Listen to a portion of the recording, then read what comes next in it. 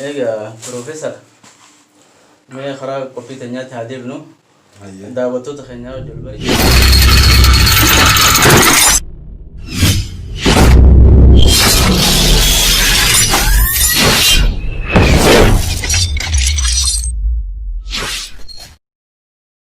ملكا فيب هردفتوتا في دقرتوتا ملكا فيب سبسكرايب شير لايك قولوا هندقتنا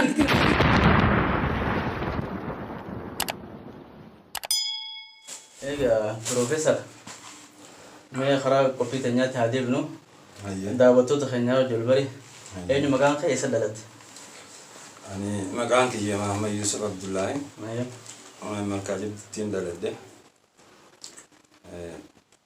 دلونا هياس ديسمبر صدام برا خد أسأل التربات تيم دلده بريدا ايجا بروفيسور أرواني سياميف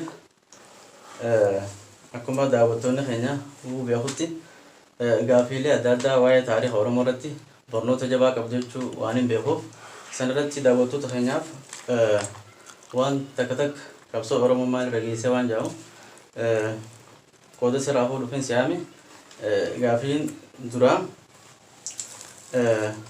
أكان دقيوتي آتي سوري سبا قدا جارة أبا قدا وجي ترتيجون لغا ايستي سوري جارة أبا قدا ايستي اتما خمتي أكامي تولبروني دنديس دوغادا سوري سجارة أبا قدا بسديمتي نتي مخمي كاتا نتي مخمي غافا والرئيسي كتي برا خدا سجل تنجا كتي بيسيني غافا سنين كتي والرئيسي هانا خران كتي فيلمات هدو توري سنيفو سينا جارة أبا قدا وانين درانيس براكا بوفجيتشا دكي إساتي هريريجو تولي بروفيسور ايجا جارة أبا قدا تي هيرتي بودا قبصونا تي سوچنا تي ساوج جوته مال فكات جارة أبا قدا تيوج دوغادا قبصونا جارة أبا قدا تيوج بوده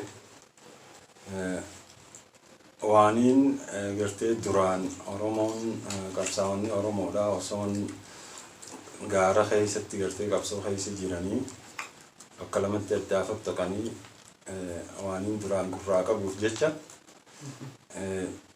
نتي خن غرتي قبصو داتي غرتي إيجي باهو دورا إفي تينيا غرتي سراو دا قبنا ياده جورتين وجي قبصاو تريجو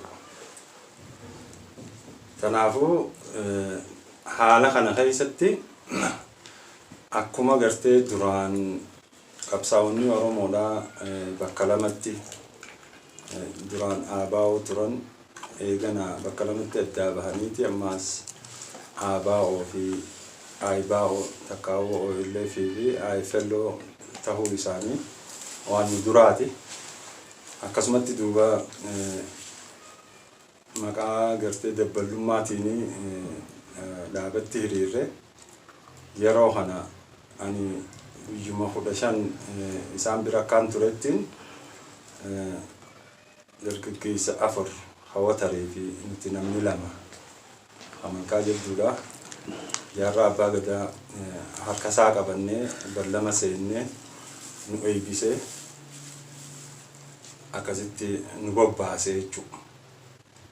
Ogguu nu bobbaasan bokkotti nu bobbaase guddainu waajjira achitti banachuudhaaf yeroo deemu ABO takkaa'oo illee filfuun durachi ture akkasitti waajjira isinii banuudhaaf itti gaafatamaan keenya hin jiru harar jira. Inni arran dhufu boru ganama dhufa gasuu gaa'idanu bakka isin bultan isiniif goona ogguu inni dhufee hayyama isiniif kenne akkasitti waajjira isinii banneenaan hayi terma bokkoo keessatti hayyama isaaniitiin malee waajjira banachuu hin dandeenyu akkas taatu dubbiin hin taane waliin jenneeti waraana nu kanname wajjin nuti jahannan kun bisi diimatti deebine jechuudha.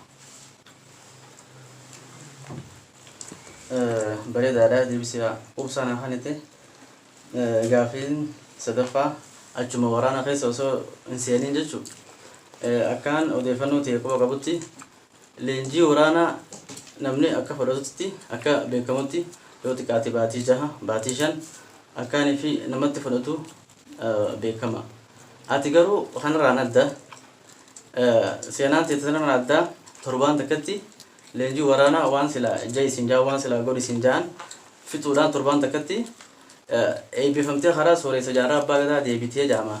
Waan kana akkamiin godhuu dandeessime? Dhugaadha dubbiin tun ni jirti. Karaa sooressa jaarraa abbaa gadaa osoo hin ta'in karaa sooressa waraanaati kaniin deebi'ee duuba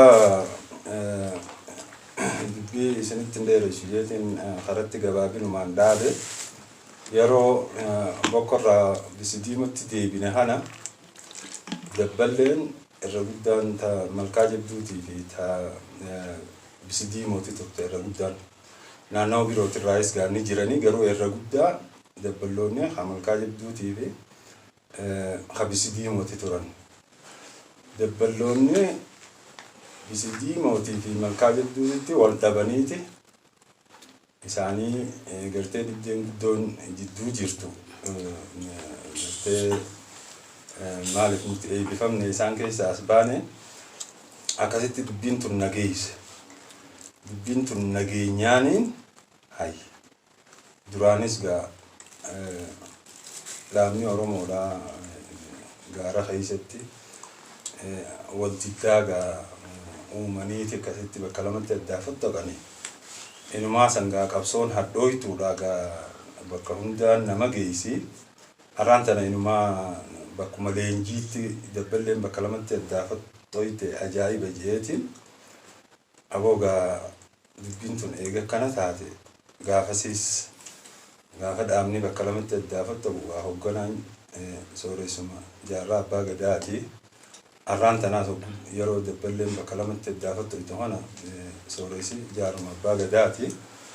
Akkana taatu gaa dubbii tana isumaan dhaqee gaafadha jeetiin dubbiileen dhugaadha gaafii tana sooressa dhaaba tokkoo gaafachuun haaraanii namatti ulfaata. Akkasittiin ijoollee teenyata malkaa tanattis dhaammadhee nama lamaas irraa ijoollee teenya sana keessaa fudhadhee akkasitti gaafii tana gaafachuudha jaarraa abbaa gadaatti dhaqee jechuudha. Wanni nin jechuu fedhe osooniin gama waraanaa hin deemin dura karaa siyaasaadhaa dabballootumaan gartee sirreeffachuudhaaf tattaaffii narraa eeggamtu godhe jechuudha. Ichi booda kaniin eegaanta dabballee tana fixe boodaan karaa waraanaa dabre. Tolee mee bareedaadha. Gaafiin afuraffaadha. Mee qabsoo Oromoo tana keessatti Oromoon yoo lubbuu barbaachises lubbuu ni hanna. Maallaqa yoo barbaachises maallaqa ni hanna. Akkaanii fi gabrummaa tana faraa kuffisuuf jecha dururraa jalqabee hanga har'aatti maaltu nurraa irrateeti qabsoo tana galmaan gahuu dadhabnee jetteeti yaadda akka nama waa yaadu tokkotti akka mufakkira tokkotti maaltu nurraa irratee qabsoo kanatti duuba deebuu dandeessee jettee yaadda Piroofeesar? Dhugaadha tun gaafii cimtuu gaafii haalaan gartee nama tokko qofa osoo hin ta'in namni Oromoo hundinuu gartee namnummaan gartee bakka gahee jiru hundinuu if gaafachuu qabu takka. Duuba dubbii xiqqoo if boodaan si deebi'a. Dura gama siyaasaatiin dabballoota sirreeffachuudhaaf tattaafadheetiin egaa waa'ee dabballootaa san fixe booda karaa waraanaa as deebi'e jechuudha. Reefu gaafii gartee akkamitti torbaan tokkotti leenjii waraanaa gartee fixxee eebbifamtee gama waraanaaf deebi'uu dandeessee san amma dura sii deebisuudhaan qaba. Kanaafuu yeroo dabballoonni akkasitti bakka lamatti addaa fottaqanii rakkoon cimtuun uumamte akkasittiin ijoollota keenyatti simee irraa jaarraan abbaa gadaa yoo gaafii nan isa gaafadhuuf na hulchiises qabsoo Oromootii fi lubbuutii yakanne tanaafu isin keessaayis nama lamaas naakanitanii namni lameen yoo diiganis yoo dhumanis isinuu gaanii beeytan jeetiin bira dhaqee jechuudha. Akkasitti jaarraa abbaa gadaa itti dhaquudhaaf hayyama gaafannee itti dhaynee dubbifne jechuudha. Akkasitti arraan tana gaa sooressa keenya gaa nama kabajaa ta'e lafa haayillee nama kabajaa ta'e lafa haayillee gartee rabbi nun godhini garuu gaafii cimtuudhaafiin sitti dhufe tanaafuu gaa if dura qophooytee gaafiin tiyya akka gaafii jabduu taate beeyte naa qophaa garaa naa ballachuu qabdaan jeeni gaafadhu waan feete jee sooreysa amma kun sooreyse nama lama fudhadheetiin beeyteenyi tamankaatira hedduudha isaanittis hime nama lamas fudhadhee itti dhaqee jechuudha waan feetu gaafadhu jee akkasittiin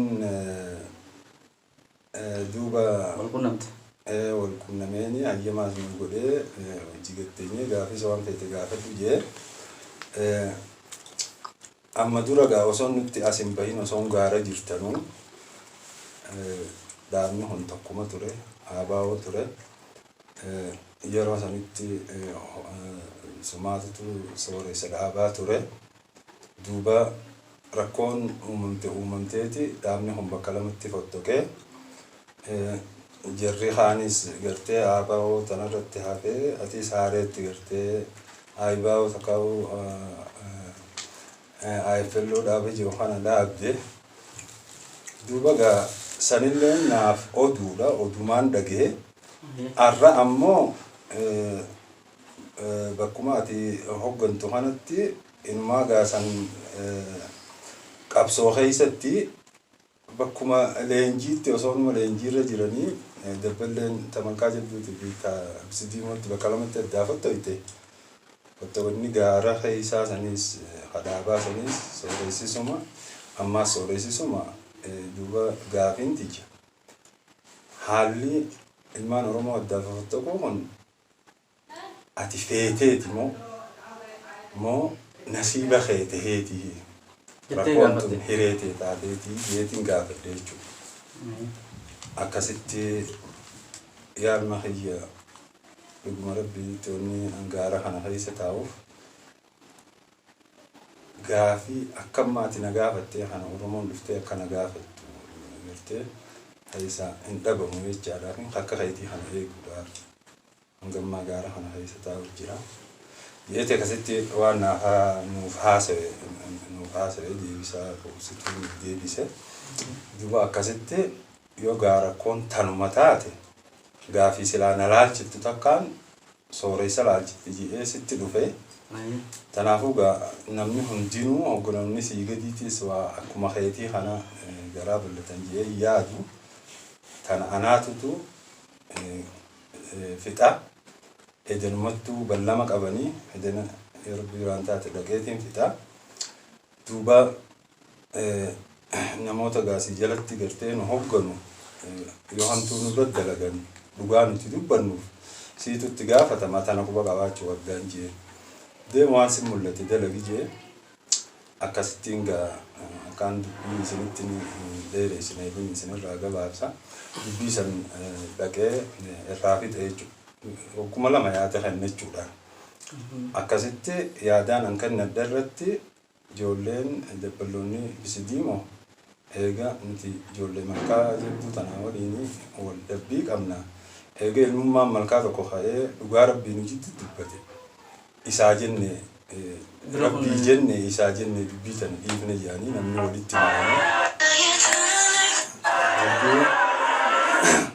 sababa sanatti walitti araaramanii dubbiin tun dhumte akkasitti an itti gaafatamaan siyaasaadha ati sababa tana jala hiddetti koorsii duraa fittee jirta koorsii lammadaa citii dhaabaatti si ol dabarsinee jirra jechuudhaan murtii tanaan karaa waajjiraa siyaasaa guddoo ol dabre jechuudha. Yeroon ol dabru kanaan amma karaan siyaasaa gaa akka laalcha hiyyaatti wal qixxaatee jira. Namuu gaa naamusaan deemuu jalqabee jira. Rakkoo waraana biratti naa hafte jechuudha. Hawaasanittiin iyyannaa galfadhee dabballee siyaasaatirraa kara dabballee waraanaa deebi'e jechuudha. Akkasitti gama waajjira siyaasatirraa hayyama naa kennanii gama kan deemee sooressa gartee waraanaatti iyyannaa tiyya akka qeebalan ergan. Hawaasanitti sooressi gartee waraanaa Seefal Islaamii ture yeroo sanitti bira dhaqee akkaan dabballee waraanaa ta'u iyyannaa sanitti geeffadhe. Yeroo kana nama kutaa 11 ta'ee jiru yeroo sanitti. Bara meeqa barrama? Bara 1990 takka. Akkasitti duuba sooressi waraanaa bakka takkatti gartee na ramaduudhaaf ajajaa waraanaa tokko jalatti na ramaduudhaaf yaalii godhe jechuudha. Sadarkaa barnoota yeroo na gaafatu kutaa 11 kan baradhee jira. Waa'ee gartee Arabiitiif diina Islaamaa kanarraa hogguu na gaafatu hogguun sadarkaa kiyya himuuf akkana taatoti barreessaa mataa fayyaatiin si godhadhaa. Ammoo dura waajjiraan tun waajjira waraanaa waan taateef leenjii waraanaa fudhachuu qabda jedhee ni yaadadha. Ganama isniinaati waraqaa barreessee deemee akkaan leenjii waraanaa fudhadhu. Bakka kun Harari, waajjiraan tun Harari. Amma jechuun Bisidiimoo irraa Hararitti itti dhufe Harari irraa Baabbiletti na erge jechuu waraana biratti. Akkasittiin magaalaa Baabbilee waajjiraachi jirtu bulee guyyaa isniinaa kana jechuu galgala salaasaadhaa ganama salaasaadhaa fuudhanii bakka leenjii waraanaa sana geessan jechuudha. Fagoodha gaara Hayisaa. Akkasitti leenjii tana hanga salaasaarraa hanga alhagaatti leenjii waraanaa tana fudhadhe. Sani leenjii isaan gartee waraanaa kun gabaabsii sooressa Profeesar Gabaabsii waan deebisaa teessin deebisneef karaa dheeraa kana jennu maaliif dhuftee ati leenjii waraanaa ni qabdaadhaan jedhe. Dhugaadhaan nama gartee duraaniin waraanuma alatti dhaabaa alatti nama ispoortiin ture jechuudha. Iddoo leenjii ispoortii barsiisaa kophattiin qaba. Kophattiin duraaniin fudhadhee jira. Yeroo gabaabaatti akkasitti fudhachuu dandeessu. Kanaaf yeroo gabaabaa fudhadhe malee silaa nama yeroo shananii fi jaansa suma fudhate jechuudha. Ilma fudhata akka nama ilma namaa biroodhaa fudhatu. Sababa sanitti duuba maaliif dhufteennan lakkii meeshaa waraanaa waan inni irraa beekun qabu jedhee akka kilaas kana bidee addaa facaasee walitti deebisee atis akka hiyyaa agartee addaa facaasee walitti deebisi jedhee dhugaadha guyyuma saniin harkee addaa facaaseetii walitti deebisee ajaa'ibaa jedhee akkasii waraqaa fidaa jedhee barreessee guyyaa aladaa deemeetuma waajjira Baabbilee bulee ganama isniinaa torbaan akkasii jechuu bira deebi'e haala kanaa. Duuba gaafii ati na gaafattettiin sii deebi'e hangammaan tanaa gaafii duraaniitiin deebise.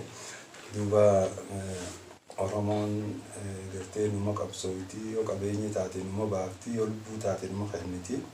Qabsoon Oromootu hanga ammaan tanaa maaliif bakka hin gahinii gaafii jettu.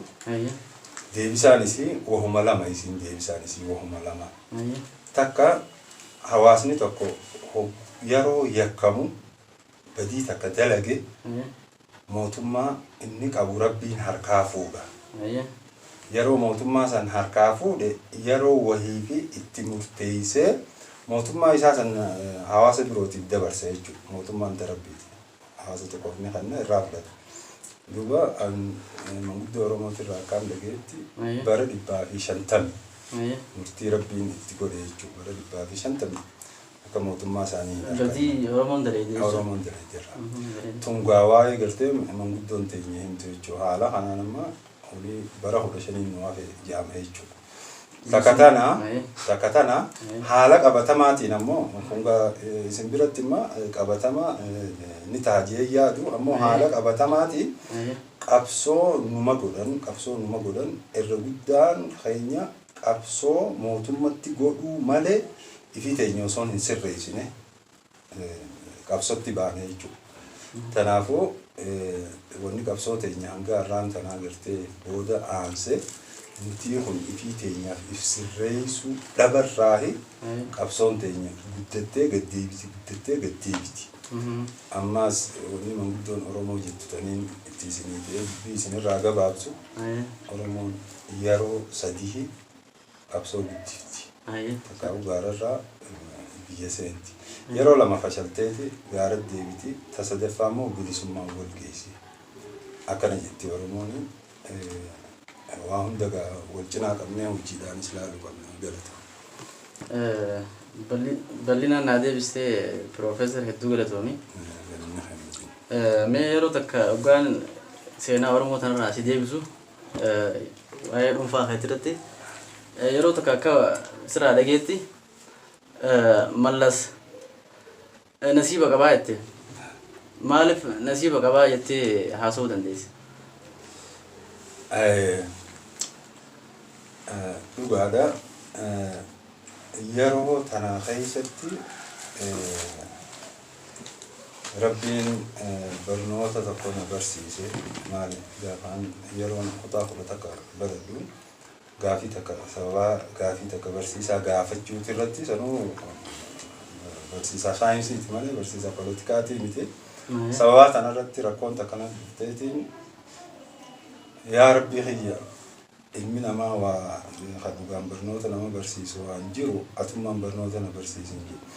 Tanatti duuba waa'ee qabsuma tanatti ita'ee waa'ee ilmi falakaa takkaa'uu waa'ee gartee yeroo fi maqaa ilma namaatiif waan kanarratti hundaa'e tana barachuudhaaf hiree argadde jechuudha. Duuba akkasittiin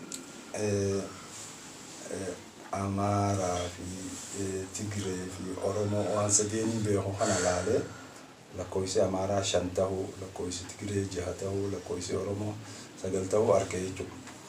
Akkasitti duuba waa'ee Oromootis ogguun falaka kanarraa dubbisu Oromoon akka guyyaa tokko lafaa kaatee bilisoomtu asirratti argee jechuudha. Asirratti murtii dura Amaara ichi booda Tigireedha bulchaa Oromootii fi gartee Tigiree jidduu bulchaa lamaa jira beeke jechuudha. Herrege takkaa'u. Akkasitti amma mallas wanni gartee nasiiba bareedaa qaba je'eef yeroo bilisummaa Oromootirraa fagootti waan dhufeef jecha nasiiba bareedaa qaba jedhee tanarratti yaade maaliif Oromoon yeroo bilisoomtu hamaayyii mootummaa harkaa qabu sanirratti qabsoo dhugaadhaa, qabsoo cimtuu, qabsoo hawwituu gootii gaa herreeyni hayya waan irra gahee fi akkana jechuu danda'e jechuudha. Bareedaadha. Piroofeesar awwalaniin gaafatan si gaafadheefillee uumaan dhagee maali wanni san jennaan ani mallas kabaluufiin ka'ee jette jechuudha. Mallas kabaluufiin deemaa jetteeti osoo mallas jiruu jechuudha dhaadachuu turte. Kanaafi mallas osoo hin kabalin duun isaa nasiiba qabaa jeeti Piroofeesar haasawaa jechuudha dhageetiin waan kana akkaati daawwattoota keenyaaf himtu fedhee ture. Gaafii shanaffaatti yeroo deebinu waa'ee qabsoo Oromooti jechuudha. Egaa haalli kun akkanatti yookaan badii Oromoon yeroo dheeraa dalaguunis Rabbiin akkanatti jaaraa tokkoof cinaadhaan isii adaba ta'u ta'e amma yeroo ammaa kanatti furmaanni hoo maalii jettee yaaddaati akka nama akka mufakkiraatti yookaan akka xiinxalaa tokkotti furmaanni hoo maalii jettee yaadda jechuudha. Dhugaadha. Furmaanni ammallee irraan deebi'a. Osoon qabsoodhaatti hin baane, osoon qabsoodhaaf hin baane leenjii qabsoodhaaf takkaa'u qophii godhan irratti akka duraa wanni Oromoo irraa eegama mataa isaanii ibsirreessuudha. Maaliif yooniif Oromoon mootummaa isii takkaa'u bulchiinsa mataa isii takkaa'u biyya isii dhuunfachuudhaaf gartee haruma feetetti haruma fedhetti hara badiitii yoo barbaadan taate mootummaa san gartee bulchiinsa mataa isii harkachuun nama dhiba. Ilmi namaa mootummaa isaa deeffatu badii naamusaa ala ta'uu sanirraa sirraaweti akkasitti laaftumatti yeroo sirraawee laaftumatti bulchiinsa isaa deeffata malee ifii isaatiif gartee akka fedhe ta'ee naamusaan alatti mootummaa isaanii ni deeffata jedhee hin yaadu. Qabxiin lammadaa namni kun yeroo akka Oromoo kanatti gabroome abbi torbatti gabrooma. Abbi torbatti yeroo gabroome booda dhaloonni 8ffaadhaa hatti aanu akkaan nama isiniif herrege kanatti dhaloota naamusa qabuutuutu bilisummaa Oromoo tana fide jeetii yaada.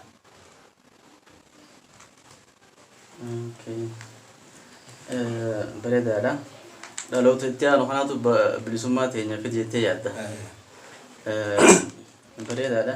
Egaa daawwattoota keenya nama kana Yohaanuu waa malee miti kaniin Piroofeesar jeeni yeroo barnoota isaa jechuudha seenaa isaa takka takka kaniin isin irraa tuqu yoo ta'e yeroo mana barumsaa deemee baratu keessatti innaa faxinummaa isaa irraa kan ka'e yeroo inni gaafii takka barsiisaa gaafate barsiisaan deebisuu dadhabuu irraa dhiisee kilaasii dhiisee deemaa yeroo hedduu kanaaf barsiisaa wajjin itti wal lolaa jaama jechuudha.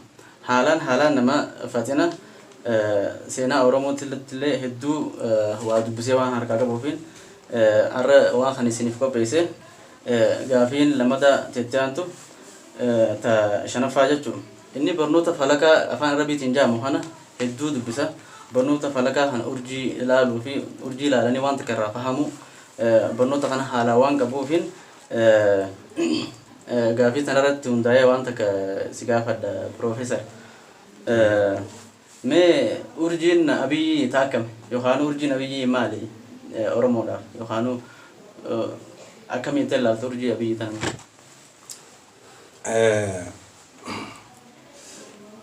Urjiin Abiyyiidha akkamii gaafii jettuuf urjii nama tokko yeroo laanan bara inni itti dhalate baatii inni itti dhalate fi baatuma san keessaa guyyaa akkam dhalate tanaanii urjii nama tokko beekanii tanaafuu waa'ee gartee urjii Abiyyi kana yeroo laalu urjiin isaa Minilik lammaffaatii fi Haile Sillaasee fi Abiyyiin jarri sadeen kun urjiin isaanii takka. Jarri sadeen kun urjiin isaanii tokko akkaataa amataatti urjii lakkoofsa Chaayinaatti beekama. Jarri sadeen kun urjiin isaanii amata diraagoonii dhalatan jaama. Jechuun Minilik lammaffaa Haile Sillaasee Abiyyi namni sadeen kun bara diraagoon dhalatan. Ammas baatiin isaan keessa dhalatanis akkaataa Giriik urjiitti lakkooftitti Arabnilleen akkasuma urjii Liyoo takkaa'u Asad Leenca jedhamu keessa dhalatan isaan kun sadeenu. Kanaafuu jarri sadeen kun bara dhalatanii fi baatii dhalatanitti urjii diraagoonii fi urjii Liyoodha takkaa'u Leencaa hogguu ta'u wanni adda isaan godha Minilik August 17 dhalate Haile Sillaaseen Juulaay 23 dhalate Abiyyiin ammoo August 15 dhalate 23 fi 15 lakkoofsuma kanatti gartee wal dhaban malee jarri sadeen kun tokko jechuudha. Kanaafuu Minilik hangam takka Oromoo fixee Haile Sillaaseen hangam takka Oromoo fixee ni beekama. Kanaafuu asumarraa herregettanii harka duwwaa dura dhaqanii iyyuun Oromoodhaaf gartee fixeensuma akka Haile Sillaaseetiif minilik lammataa sanii fida malee warra mootota lafaa nama fixuudhaan beekamutti jara sadeen kana yoo kana gaa hojiin isaa hulii taate jara lameen dabre irraa gartee barattanii waa'ee gartee falakaatiin tokko ta'uu isaanii gartee beekuudha qabtanii isin jedhama. Hedduu bareedaadha Profeesar. Egaa urjiin abiyyiidha ta hamtuu yookaan bariin itti dhalate haa agarsiisu haalaani. Egaa urjiin abiyyiidha bariin itti dhalate ta Minilik takkaffaa yookaan Minilik lammaffaa Haile Sillaasee tasaa wal fakkaatii jechuu akka Profeesarri nu himetti. Kanaafuu isaan maal godhaa turan Minilikis nama fixaa ture. Abiyyis yaani akkaataan isaa wal fakkaataa jechuudha. Hojiin isaan dalagan akkaataan isaan itti yaadan wal fakkaataa jechuudha waan agarree irraa hubachuu dandeenyu. Gaaffii xumuraa taniin isaaf dhiyeessu urjiin Johaaroo ta'a akkamii? Urjii Johaar tana ittiin ajjaanamoo akkam irraa ilaalta urjii Johaar tana? Egaa daawwattoota keenya turtiin Profeesara keenya hojii goone ta hanga ammaa fakkaatti kutaa lammaffaa itti fufa waa'ee Johaar ilaalchisee bal'inaan qabannee isin ilaalna kutaa lammaffaa itti fufa obsaan